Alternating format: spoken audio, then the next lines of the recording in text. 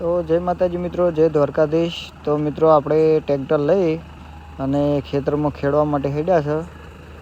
તો જો આપણે નેડિયામાં હેડ્યા જશે વાટી વાઈટ।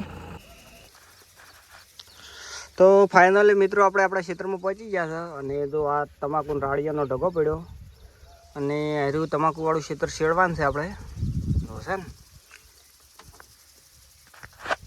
આખું ક્ષેત્ર આપણું છે આટલે આપણે ઉધીને વથીને આટલું તો આપણે શેડવાનું છે હવે। તો ચલો આપણે શેડવાની શુભ શરૂઆત કરી દઈએ। તો મિત્રો ચલો આપણે હવે શેડવાની શુભ શરૂઆત કરી દઈએ, કારણ કે આપણા વગર બીજું કોઈ શેડવા બંધ નહીં, આપણે શેડવાનું છે અને જેમ બને એમ તડકો થઈ જાય છે। તો ચલો શેડવાની શુભ શરૂઆત કરી નાખો, કારણ કે 10 સાડા 10 જેવું વાગી ગયું છે અને શેડતે શેડતે અડધો કલાક જેવું થઈ જાય એટલે તાપ થઈ જાય ને હજી બીજા ક્ષેત્રમાં શેડવા જવાનું છે। પછી એના પછી કટર બોલાવવાનું છે, કટર રખાવાનું છે રોટાવેટર।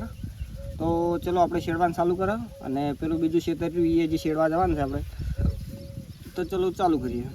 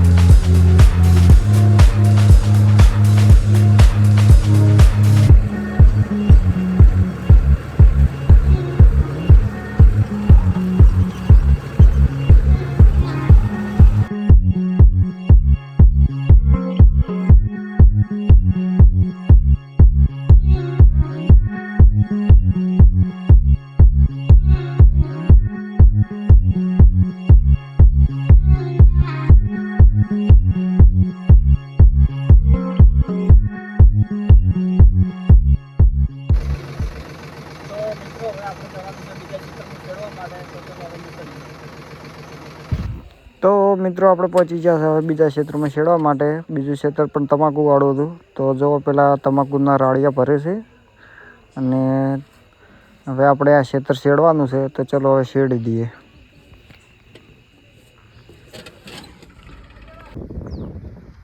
તો આ છે આપણું ટ્રેક્ટર, આ છે કલ્ટી અને આપણું ક્ષેત્ર।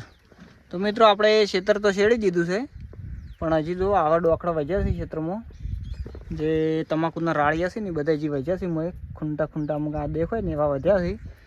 તો આપણે છે ને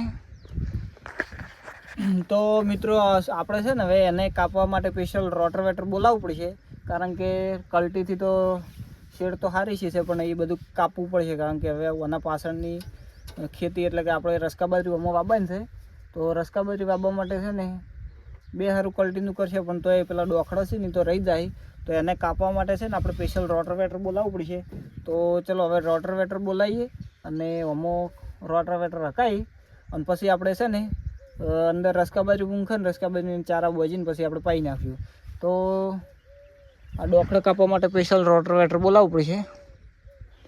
તો મિત્રો આપણો બ્લોગ તમને જો સારો લાગતો હોય તો લાઈક કરજો, શેર કરજો, કોમેન્ટ કરજો અને આવા જ બ્લોગ જોવા માટે સબસ્ક્રાઈબ પણ કરી દેજો। તો મિત્રો આપણા પાસે તો રોટાવેટર છે નહીં, તો એના માટે બીજા ટ્રેક્ટરવાળાને ફોન કરવો પડશે, નીરો રોટાવેટર લઈને આવશે એટલે કે કટર લઈને આવશે। તો ચલો હવે આપણે ઘરે જઈએ, ઘરે જઈ અને બપોરના 12-1 વાગી ગયો છે, 12 વાગી ગયા છે। તો હવે થોડુંક જમી લે અને પછી હોજે કોઈ રોટાવેટરવાળો આવશે તો આપણે આ ક્ષેત્રમાં અકાઈ જઈશું। રેડી? તો ચલો હવે ટ્રેક્ટર ચાલુ કરો અને પછી ઘરે નીકળીએ।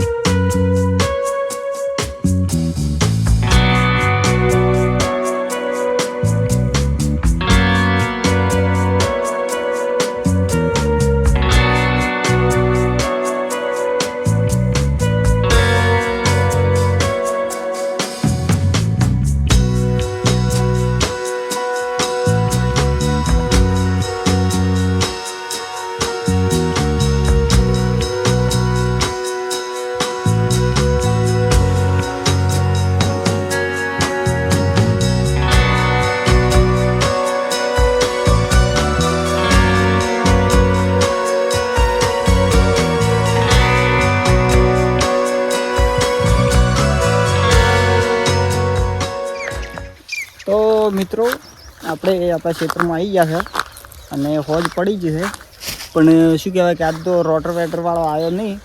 રોટાવેટરવાળો એમ કહેતો હતો કે હું આજ તો નરવો નહીં, કાલે આવીશ. તો મિત્રો કાલે આવવાનો છે. તો આપણો આજનો બ્લોગ તમને કેવો લાગ્યો?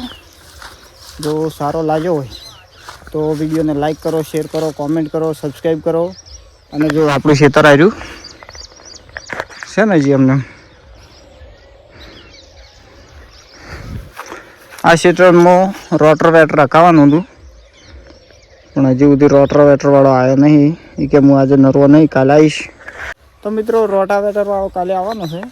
તો આજે આપણો આજનો બ્લોગ અહીંયા પૂરો કરીએ. તો તમે જુઓ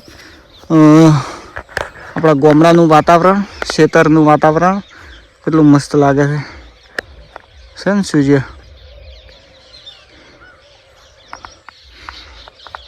તો અહીંયા કેરીઓ આવી છે, આવા બે દેખો છે પેલી રી,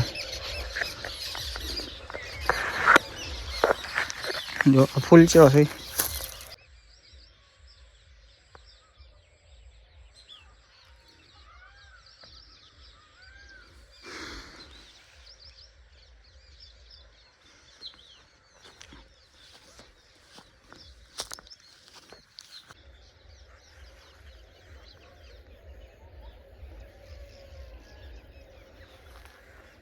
આ બાજુ હારી બાજરી ઊભી છે મિત્રો, આ બાજુ તમાકુનો ઢગો પડ્યો છે, ને આ બાજુ આ રસ્કો છે તમે જુઓ. અને આ છે આપણો ઓબો, છે ને ઓબો મિત્રો.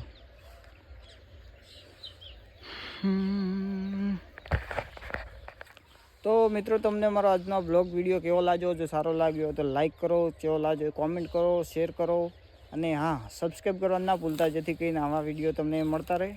તો ચલો મળીએ નવા બ્લોગની અંદર. તો ત્યાં સુધી જય માતાજી, જય દ્વારકાધીશ, જય જવાન, જય કિસાન.